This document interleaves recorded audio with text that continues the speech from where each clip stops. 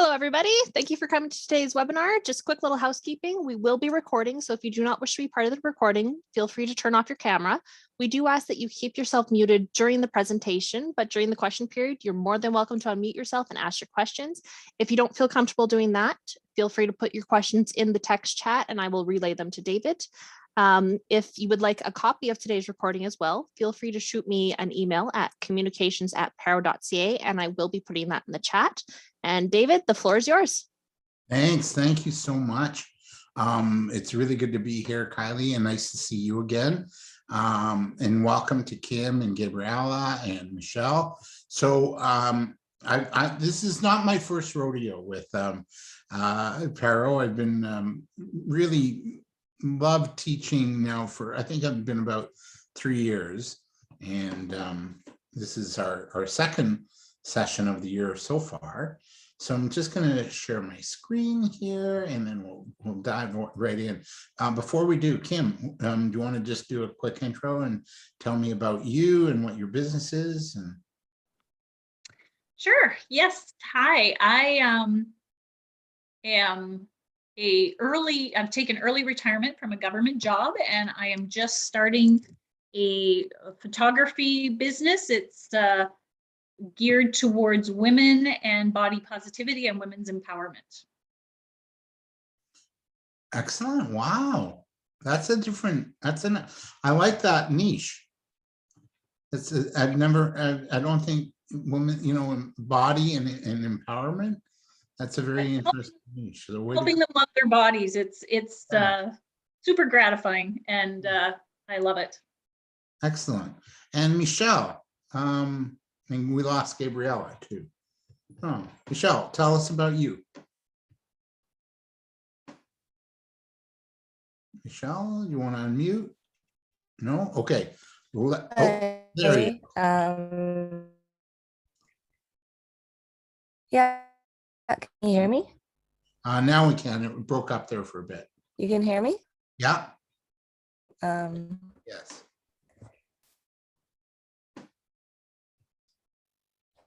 Okay. Sustainable and swimwear line. Okay. And also focus positivity, unique materials like vegan leather. wow. Okay. Very creative. Thanks, Michelle. Okay, let's get going. Oh no, we just lost Michelle. Okay, while we're recording. So it's been Valentine's Day week, as we all know. We started off the week with a little love. Maybe we got chocolates, I don't know. And we're looking today into loving your customers, customer service. Oh, there's Michelle. Welcome back, Michelle. There we are. Yeah, so we're looking into loving your customers, a little look at customer service.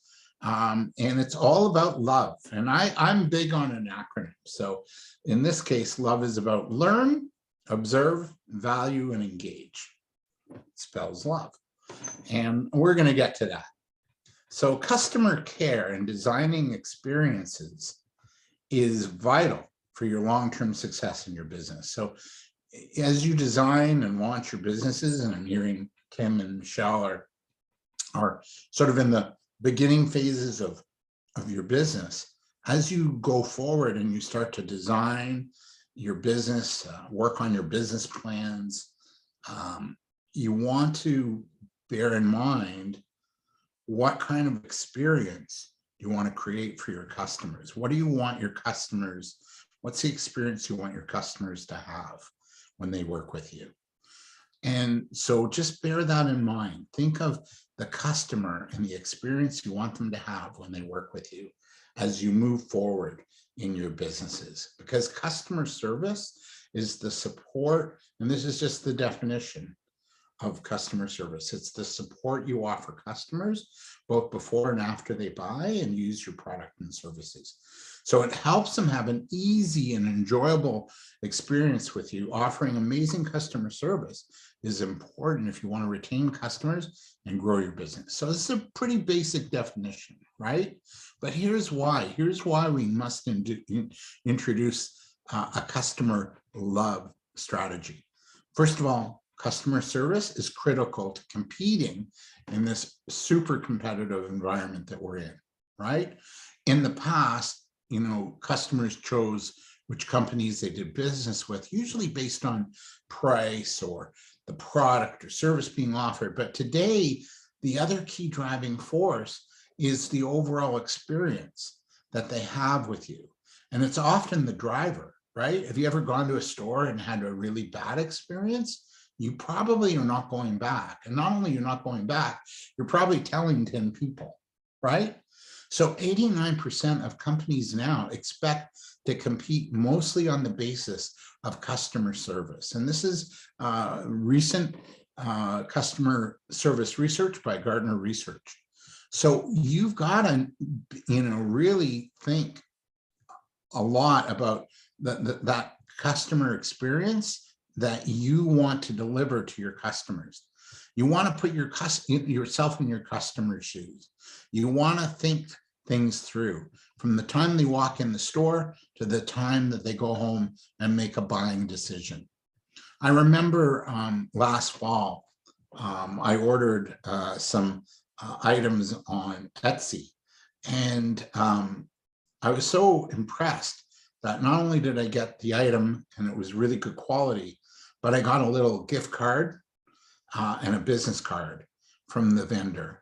And I went, wow, that's really nice. It was a little thank you note and then her business card. And I just thought, wow, I didn't expect that.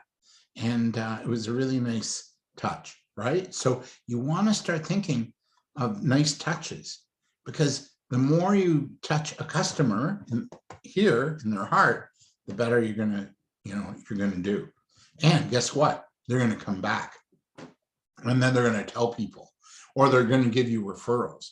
And that's a great way for you to grow your business. So the impact, it's often said that it's cheaper to keep existing customers than to find new ones, right?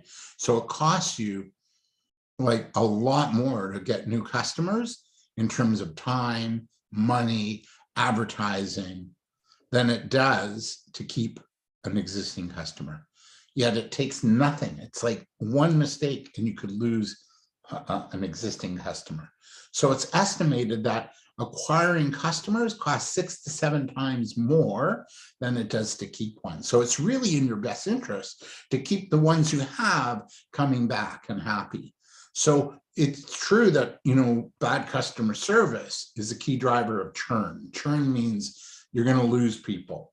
And you don't want to lose them, because it does take a lot of, you know, your energy, your time, your money to attract them in the first place. In fact, the US Small Business Admin reports that 68% of customers leave because they're upset with the treatment they've received.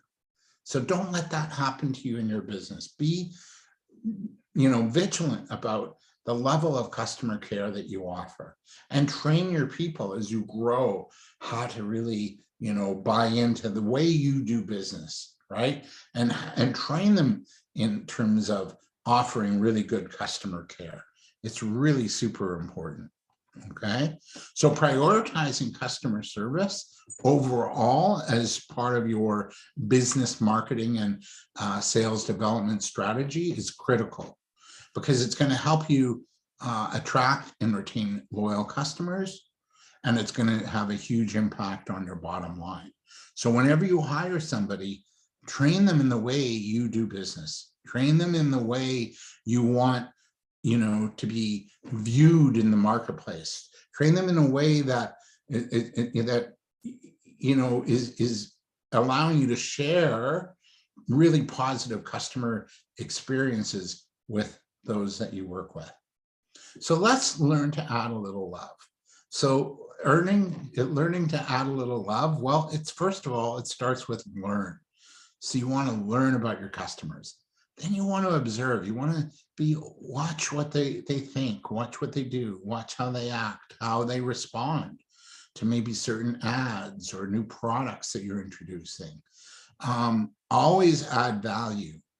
Always be mindful of communicating your value, and your value are the benefits that customers get from working with you. And lastly, really be mindful of what designing your business around the customer experience you want your customers to have. I was going to do breakout teams, but we don't have enough people. I want to welcome Sam to the group, so thank you. So let's have just an open discussion here, okay? So the first question is, what do you want to learn about your customers so that you serve them well? What are some things you want to learn? So we're going to go through the love an acronym. So what do you want to learn about your customers so you can serve them well? Any questions, any comments, feedback? You can write in the chat. What do you want to learn? Okay. Okay, I'm going to go to the chat.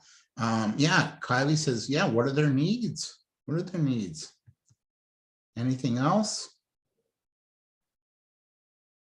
This may come as a surprise. You want to find out about their budgets. What are they thinking of spending, right? You know, no budget, no business. You know, you won't last too long if you don't have their budget. You want to find out their challenges too, like what's going on for them. What do they need help with, right? What are their goals? So you really want to take time to really connect with your clients to get to know them. Kim writes in the chat, I send out a questionnaire, read their desires for their photo session. Excellent, Kim. So yeah, you want to learn, you want to do the market research, and you want to maybe send out a questionnaire. Or when you meet with them for the first time, like if you know, when you maybe you meet a new client, or maybe you call a new client on the phone, your goal isn't to sell there. Your goal is to get a meeting. And in the meeting, you really want to know what's going on in your customer's world so that you can serve them better. And the more you know about your customers, the better you can serve, right? It's really, it's mandatory that you take the time to learn and talk to your customers. You don't have to be selling. You have to see what they want, and if they're open to it. And if they're open to it, then the sales happen, right? David? Yeah. Sometimes they're also acting on behalf of someone else. Right. And so you still have to ask those questions now. Like, what does your client want, right? So if they're acting on behalf of somebody else, you still want to get as much information about the end user as you can. So do you want to give me an example of that, Sam? So sometimes a client may come in and, like, a good example would be a real estate agent where they're working for someone looking for a home, and they're the in-between person trying to figure out how to best serve or get what the client wants. Kind of an in-between situation. That's what I was thinking. Yes. And so, you know, you've got B2B, which is business to business clients. So you're dealing with businesses directly. Then you've got business to consumer, and then you've got sort of intermediaries. So like retail, for example. So if you're selling to a retailer, and then they're selling to their customers. So you have to be mindful in that case, Sam, that you're giving the retailer something that gets them excited to offer their customers. So you want to be mindful that you're addressing both the need of the retailer, which is what? To make more money, to sell more goods, and to offer new and exciting products or services to their customers, right? So you're not talking directly to their customers, but you want to be mindful of what that customer wants as well. So that's something else you want to learn. Okay, so good point, because that could be the market, or you're kind of playing in, is that middle person market, right? So thank you for raising that. the next question is why, and this is why is observing, so this is the O and the love formula, why is observing trends in businesses or in other businesses that are succeeding and how they do service so important to you modeling it? Why is it important for you to observe trends in business or observing other competitors doing well? Any comments there? There's, as you start your business or you grow it, there's an old saying that says, you don't have to reinvent the wheel. So you could take the wheel and then modify it and adapt it to work for you. So it's really important that you observe what's going on in the world today so that your business is actually meeting the needs of your customers, right? That you're aware of what they're going through and that you create and develop products or services that are going to mean something to them. And the other thing is you want to start observing how your competitors are doing things so that you model it and then and then adjust it to how you want to do it, right? And that's a really good way to succeed. You don't have to start from scratch. You can just look at other good businesses and observe. Kim says in the chat, observe so we can outshine them. Exactly. And be the business your customer wants to come to. Beautiful, Kim, bang on. So the next one is, why does adding value, this is the B in love, why does adding value help keep customers coming back? And what are 3 things you can do to add value to the client after and during the purchase? Why does adding value help keep your customers coming back? Instead of typing it all out, can I just speak? Yeah. I think providing the best value, if people are comparison pricing, that's important, but also not even just pricing, but the intrinsic value, not just the financial value, to have people choose you over the other business that does the same as you. Exactly. And actually, you want to stay out of a pricing conversation and focus on the value, that intrinsic value that you're offering customers. So you got to get really clear as to what's the value of your service or product. What are the benefits? What does somebody get from working with you? How do you change lives, right? How do you make an impact? Really focus on that over price, because if the impact is great enough, price doesn't matter. If the benefits are there, price starts to become irrelevant. But if you're going in to a new customer relationship or approaching new customers and you make it about price, then that's really hard to compete effectively when you're all about price. You want to be about your value. What do we do? How do we help you? How do we work? What are the results you're going to get from working with us? So you need to be clear as to what the value is of your offer. And then little ways to add value are following up after the sale, offering a guarantee. Hey, if you're not happy, no questions asked, money back guarantee for 30 days. Right? Or even if you want them to try your service and they say, hey, try us out, try a little bit and grow into us, right? Or little things like sending thank you notes or inviting them to your clients to events that might be of interest. Or say, hey, you maybe started a podcast or you have a YouTube channel, or you have, weekly Facebook Lives you can invite your clients to so that they can experience you. These are ways to add value as well, not only to communicate your value, not only to be clear as to what it is you do for your customers, which is the value, but also be value add in terms of the service. So they're not just buying the product, they're going to get other things with it. Really important. Okay, so the last question in the love formula is, what are actions you can take to design good customer experiences when they do come to your website or do business with you or walk into your store? What are some actions you can take to design good customer experiences? Who'd like to take a stab at that? You can unmute yourself too, or write in the chat. I'm going to use an example that I've experienced before COVID. Yeah. Like when I would take my car into the dealership, a couple of the things they did was they always had the TV on to whatever channel, the consensus was. And then they also offered different types of coffee where you could sit, enjoy a coffee and just watch a channel. And so, you didn't feel the hurt and the punch of having to wait a long time while you're watching something. That was an enjoyable thing for me.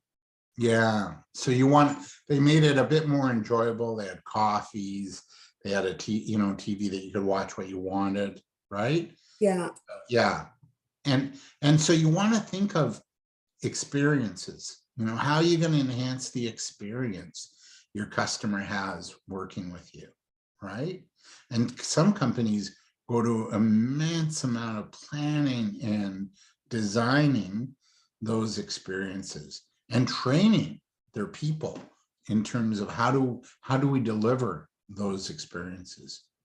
Anybody else? So that's the love formula.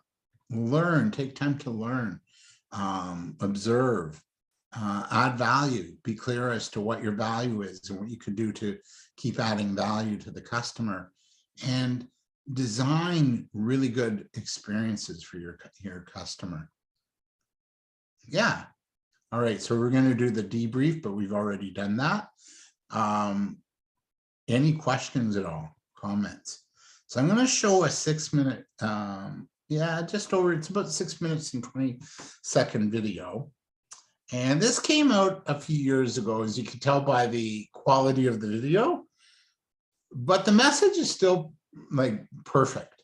And this guy, his name is Shep Hyken, and he's a trainer. He's pretty polished. He's a bit old school, I'm just warning you. And he's funny. He uses a lot of humor. So he's a great guy. This video is about customer service magic. Okay. So let's watch, and then we'll debrief on this. Okay. So here goes. I think you'll like this. He's a customer service expert. Turn up your volume. Oh yeah, he's a magician too. Thus the customer magic. Hi, this is Shep Hyken. Let's get right to it with a story about a cab driver that delivers outstanding customer service. It was in Dallas, Texas, middle of the summer. Sorry. Hi, this is Shep Hyken. Let's get right to it with a story about a cab driver that delivers outstanding customer service.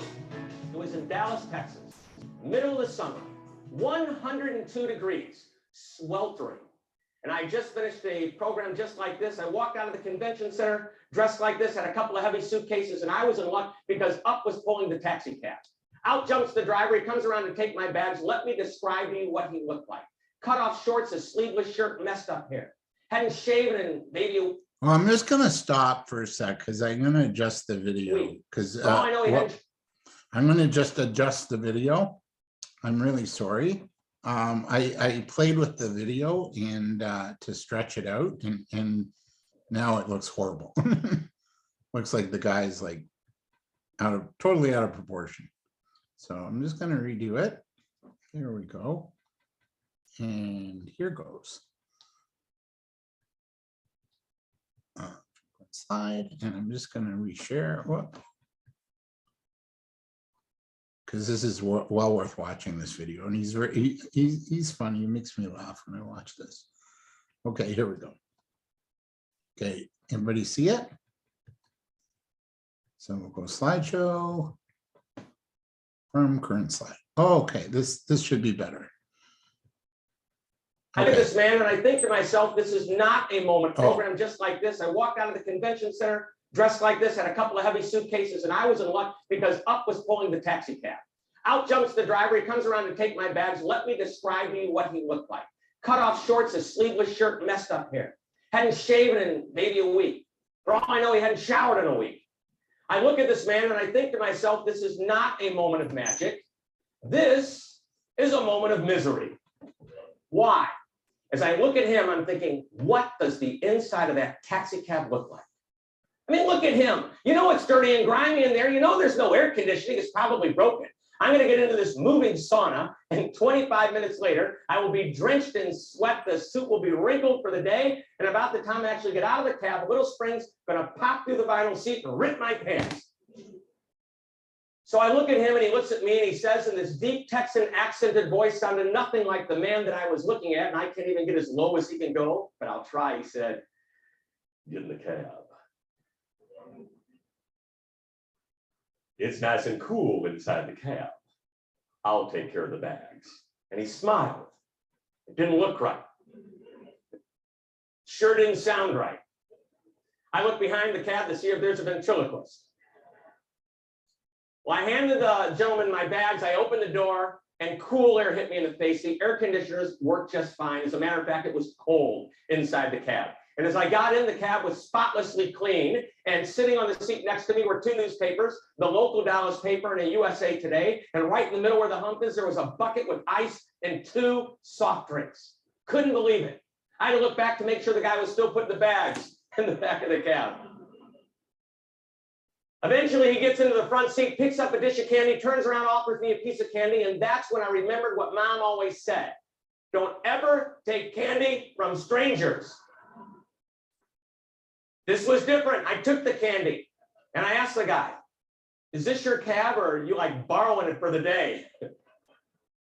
And he answered me. He said, and I won't get as low as he can go. He said, "This is my cab and you make yourself at home. The newspapers are yours to take with you at the end of the trip. No extra charge. The soda's yours to drink, compliments of me. Have as much candy as you like. And by the way, it's a $22 flat rate, which is the same rate that any honest cab driver would charge you from downtown out to the airport. Sit back, relax, and enjoy the ride." And I thought, wow, this guy's good. We get onto the highway. He asked me a question no cab driver has ever asked me before. "Are you in a hurry? Is it okay if I do the speed limit?" Well, by that time, I was reading a newspaper, drinking a soda. I said, "Take your time." Then we start to talk to one another. He asked me questions like, "Where are you from? What do you do for a living?" We start to converse. And then he asked me if I'd ever seen the famous fountain at Las Colinas. I said, "I'm not sure." He said, he described it to me. I said, "I've seen a picture." He said, "Then you've got to see it in person." And he started to get excited. "It is right on the way to the airport. If you've got an extra few minutes, I would love to show you the fountain. Just a block off the highway, and I'm not going to charge any extra money. It's a $22 flat rate from downtown out to the airport. And it's not only the most beautiful fountain in the entire Dallas area, it may be the most beautiful fountain in the entire United States. Would you like to see the fountain?" I said, "Show me the fountain." I was getting excited. A mile or so later, he pulls off the highway, and there it is, the beautiful fountain. And he jumped out of the cab and he pulled me out. He said, "Look at that. Is that the most beautiful fountain you've ever seen?" I'm thinking, you're strange, man. It's just a fountain. But for those that aren't familiar with it, larger than life-size statues of horses galloping across the water. And where their hooves are hitting the water, it's splashing up. And I swear, as you look at these horses, these statues, you can sense energy and motion. And if you didn't see the big buildings behind this fountain, you'd swear you were looking out on the prairie at horses running across the water. And he goes on and on about it. We're back in the cab. We're on our way back to the airport. And he asked me for a business card because he collects the cards of the people he works for. And we exchanged cards. And he said, "The next time you come back to Dallas, you call me. You let me know what time, what flight, what airline." He says, "I will be there. I won't charge you any extra money. It's a $22 flat rate. But I will treat you like a limousine driver. I will park the cab outside. I will walk inside. And when you go over to get your bags, I will be standing there with open arms, ready to help you out." He said, "Don't worry, you'll recognize me." So we get to the airport. It's $22. He gets a huge tip. And I love telling this story because it started out to be what? A moment of misery. Very good. But it quickly turned into a moment of magic. because with the exception of the first impression, he not only managed the moments of truth along the way, he created some moments of magic as well. He had the sodas, he had the newspapers, he had the candy, and that little trip to see the fountain. I mean, I couldn't wait to see what we were going to do the next time I came back to Dallas. You know, shopping at the new mall. Well, I can go on and on about Frank, but I'm going to tell you that's not the best part of the story. Now, as Paul Harvey would say, here is the rest of the story. 4 days later, I'm in my office. I open up my mail, and there's a thank you note from my cab driver, Frank. Unbelievable. How often do we receive a thank you note from a cab driver? You know, every Christmas, I get a Christmas card from Frank and his wife. What do you think? That's an amazing story. I love it. I'll just show you, I was on my phone. I wasn't like texting and working, but there's a picture. Can everybody see that? Yeah. Those are the horses in Las Colinas. It's in Dallas. Whoop, sorry, I just lost it. Hang on. It's in Dallas, and it's just absolutely gorgeous. Yeah, there they are, and just gorgeous. And it is off the highway. It's not far from downtown, and it is en route to the airport. And it's really beautiful, fountain for sure. So I just wanted to show that to you. So any other comments on that video? It's a little older, but I think the message is so bang on. And welcome, Tabitha, to our session. So, you want to really plan and orchestrate your level of service and the experience. There's another store in Seattle, and it's called Pike's Place Fish Market. You probably have heard of it because the way they turn around their business and the way they do service turned into two business books. One is called Fish and the other is Fish Sticks. And now it's a training program, customer service training program. Anyway, long story short, Pike's Fish Market, the morale was really low at the store. The owner was selling it and new owners took over. And it's a fish store, but it's in a very sort of popular shopping district in Seattle. It's called Pike's Place. Probably maybe even seen coffee, Pike's Place coffee, or you go to Starbucks and they have Pike's roast. It was from there, right? But anyway, the fish store, new owners took over and they introduced themselves and they wanted to change things around. So they had a team meeting. How are we going to make some change? How are we going to improve things, right? And they brought in, consultants to help out. And one of the younger guys on staff, a young fishmonger, said, I got an idea. Why don't we be world famous? And he was totally like innocent about it. But he was, that's what his goal was. And everybody kind of laughed at him, said, oh, famous? Are you kidding? Like, what's wrong with you? And then the owner thought about it for a few days and said, yeah, like, why not? Like, why not go for it? So that's what they've decided to do, is they started to say, we're going to be a world famous fish market. What does it take to do that, right? What does it take to be world famous? So now when you go to Pike's Place Fish Market in Seattle, it's an experience. You've probably seen videos. They're throwing fish in the store. They're yelling at the customers. They're super engaged with the customers. Customers get to come behind the counter and serve other customers. They have tasting experiences. They even do a little bit of wine with a fish and which goes with what. So they've really designed it to be fun, engaging, and the fishmongers are really loving and kind, and they joke around with the customers. So it's fun. It's a fun place to be, right? So I really encourage you to think about your own company as you move forward, and how are you going to enhance the customer service experience.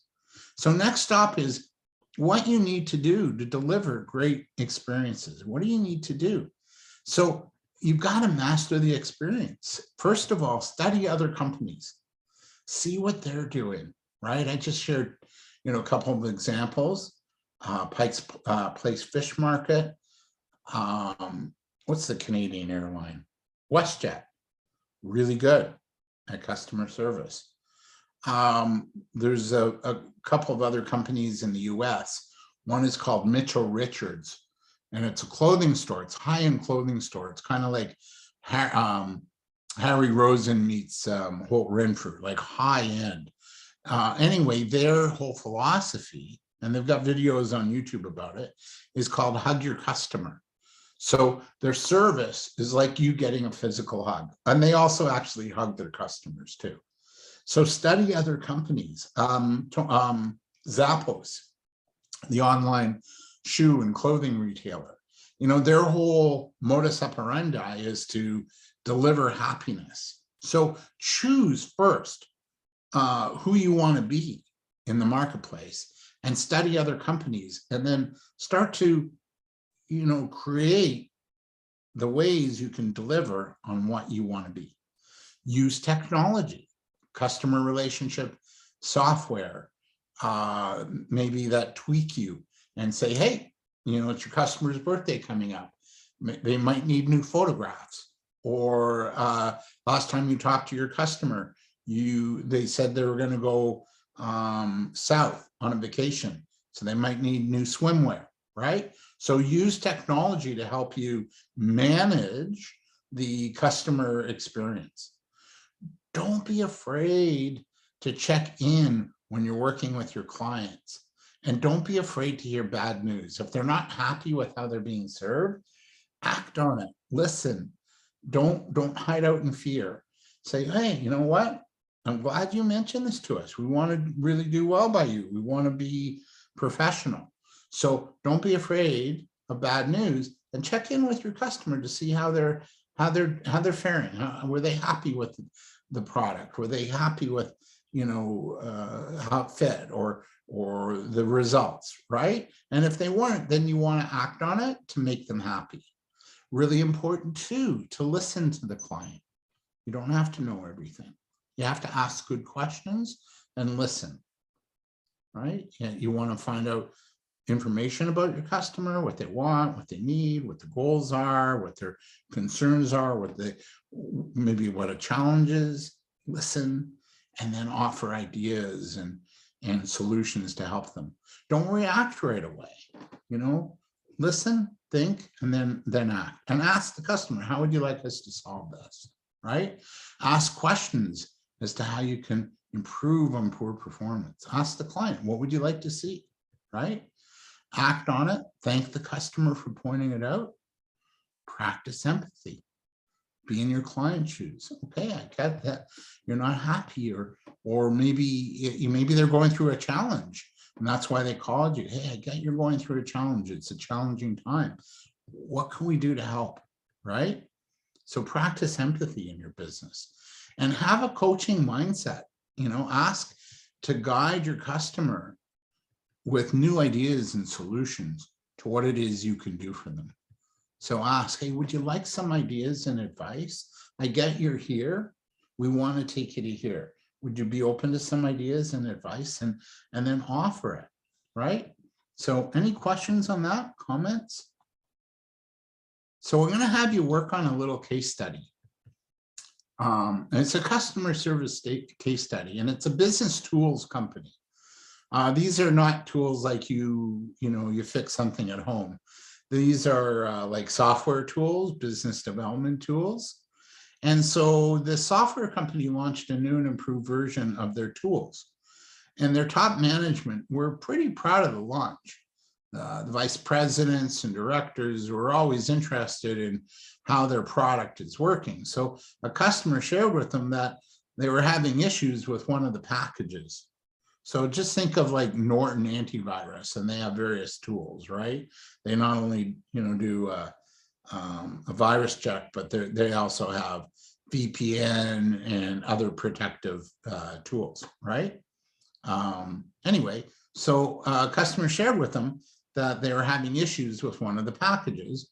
And the management's response was, well, you must be using an old template, right? So maybe it's a graphics tool, and you need to use one of our new packages. So when the client started, they said, when I started using the new one, I realized that it did not have the capabilities of the older one. And when I noted to management, the response was, we haven't quite worked out the kinks of the new one. I'll pass this along and maybe someone can do something. Not really committing to anything, were they? Right? Not very customer focused on finding a solution. So as a business owner, what can this business tools company learn in order to improve their customer service? What can this business tools company learn in order to improve their customer service? Anybody want to take a answer that? Like, what would you do maybe if you were this company? I'd say they need to improve their customer service. If this is a paid for service, I'd be looking somewhere else. So if I got answers like that, you'd be going elsewhere. And you probably, you wouldn't recommend it either, would you? Right? So they really need to pay attention more closely. Is that correct, Kim? And make the change. Anybody else want to chime in? What would you do? Well, I would have asked, oh, sorry, you go first, Sam. No, Kylie, go ahead.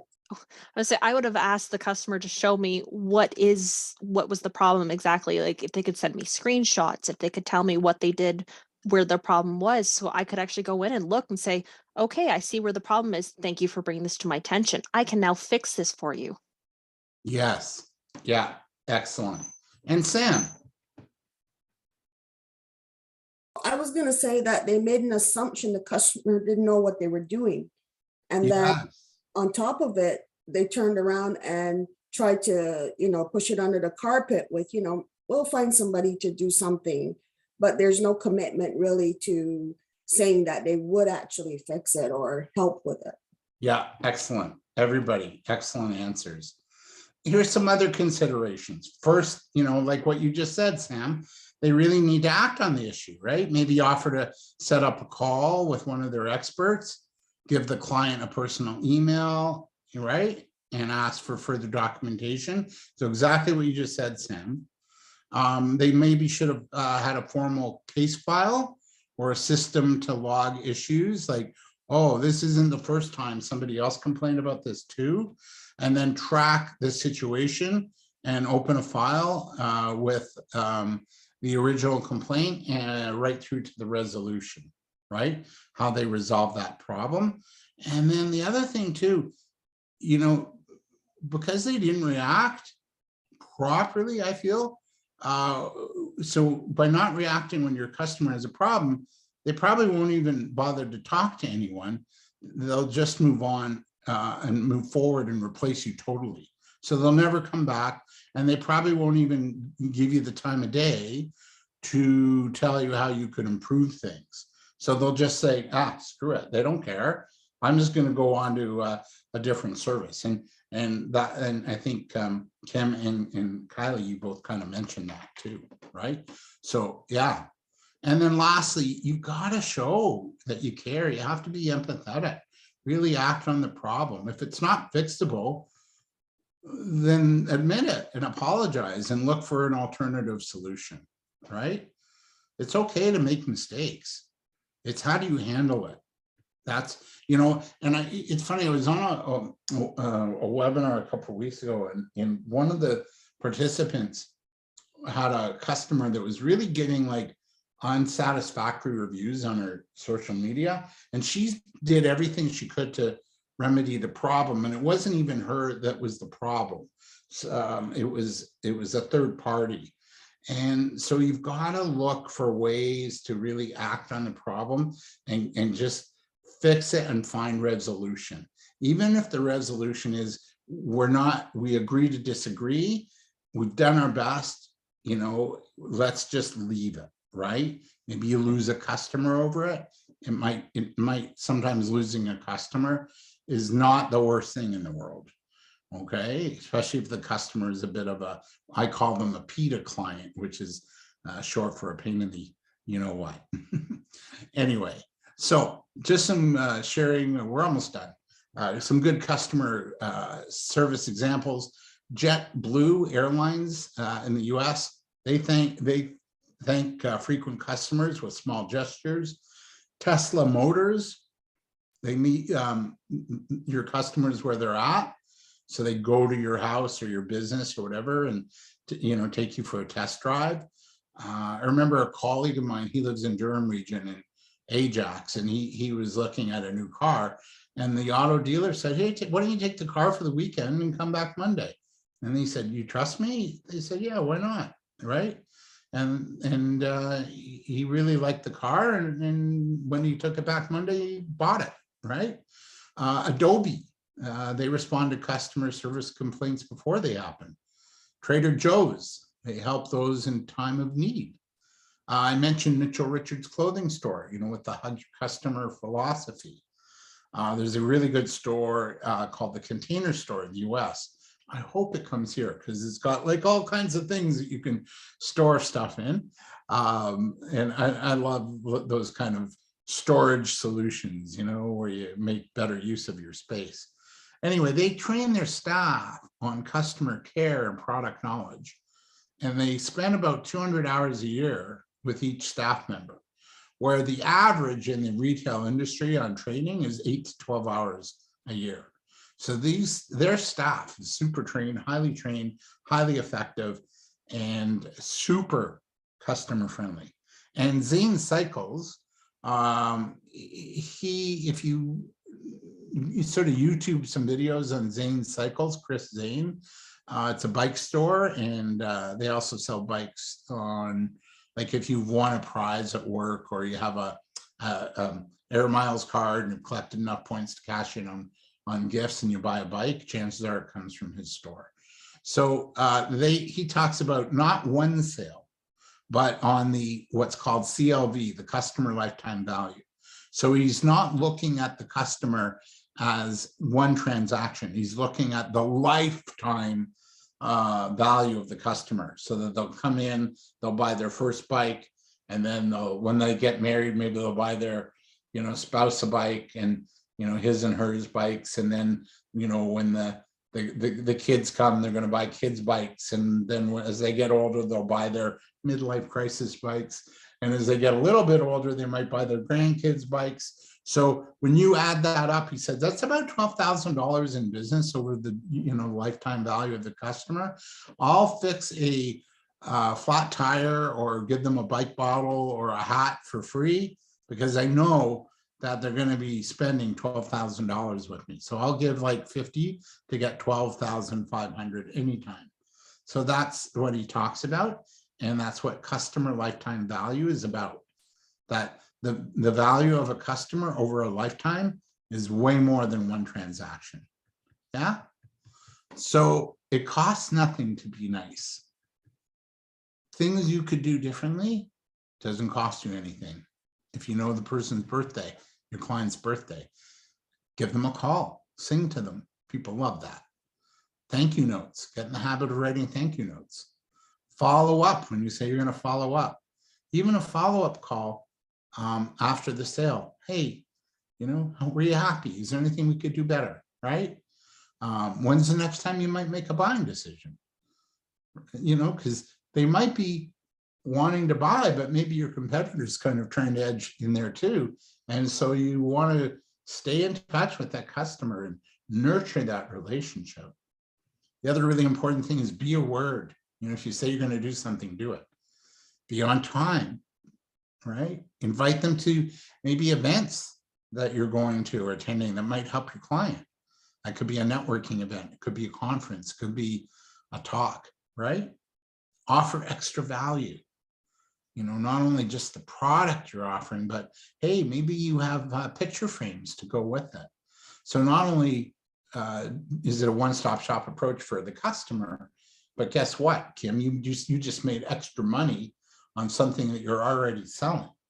So you almost doubled your business or your sale by offering extra value or extra products that go along with the core products that you're offering. And just call your client, because everybody's going through some really challenging times right now, and just calling just to have a chat, say hello, I'm thinking about you, is there anything we could do? Yeah, it goes a long way. It really does.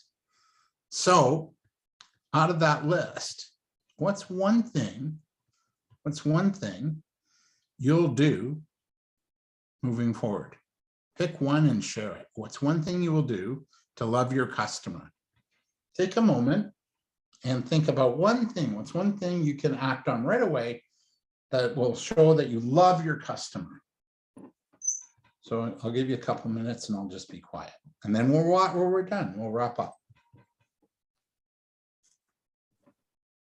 Personally, I think I'll try and do almost everything on the list. I already do most of them, but I will continue, and just seeing it in print made it a little more clear for me. But those are considerations to make people happy and want to come to my business. Yeah, thanks, Kim. Anybody else? I think a thank you note would also be nice, especially like when people purchase your merchandise. Not just, well, thanks and have a good day, but maybe just a thank you note with a card or something, with an alternative or, a secondary product that may complement the first one you purchased, something like that. Yeah, excellent, Sam. And there it is. Yeah, I love that. Yeah, because you can even make an offering, the thank you note, with other products, or maybe a little gift card like in it, like saying, hey, this is 10% off your next purchase, right? Yeah. Anybody else? Well, as you and I discussed previous, David, the nature of my business, I actually go and see these people. I teach them how to use their computers and programs. I get to know them so well. I already do celebrate their birthdays with them a lot of the times now. Actually, I just did one yesterday with one of my clients. She just turned 82. Oh my gosh. Yep. That's so nice. Wow. And so she's still active and using her computer and. Oh yeah, I've set her up now with her full email. It simplified it for her so she can get on the email. She can go and watch her movies on Netflix and Apple TV. And I've set up Zoom for her, so it's now just 2 button clicks to call her kids and her grandkids. And like I said, she got to celebrate her birthday with all of her kids and her grandkids for the first time, was on Zoom without any technical difficulty. Yeah, that's great, Kylie. Thanks. I love it. Yeah, so those are just some things that you can do. Any questions, comments before we wrap up? I didn't put my information about where to get a hold of me, but I'll just write my email in the chat if you have any questions. Yeah, I think we're complete. Any comments, questions, challenge that you want a little brainstorming on? The only thing that I would mention, David, is about the fish philosophy. It's really good. I learned about that a few years ago, and the way that they turned the business around, because at first when they moved, they were losing some business, but the way they turned it around, like people are just running into that place just for the experience, and they end up purchasing a lot from them. So I think the fish philosophy is really, really good. Yeah, it is. And if there is that book, it's called Fish and Fish Sticks, and there's videos on Pike's Place about the world famous philosophy and service, and it really, really works. Thank you for bringing that up. Thank you. Thank you for your knowledge on it too, and your experience. So thanks for sharing, Sam. Yeah. So I just want to thank Michelle, Sam, Kim, Tabitha, and Kylie. There was a comment there in the chat. Oh, that was just me posting for when people want to know about if they want the webinar recording sent to them. Excellent. And I put my email address if you need that. So thank you so much, everybody, for today. We finished on time, and have a great rest of the day and keep warm. Well, thank you so much for your wonderful presentation, David. Thank you everybody for coming. And like I said, if you want a copy of the recording of today, or if you missed a past webinar, feel free to send us an email at communications@pero.ca. And have a great day, everybody. Stay warm. Yeah, exactly. Thanks, Kylie. Good job.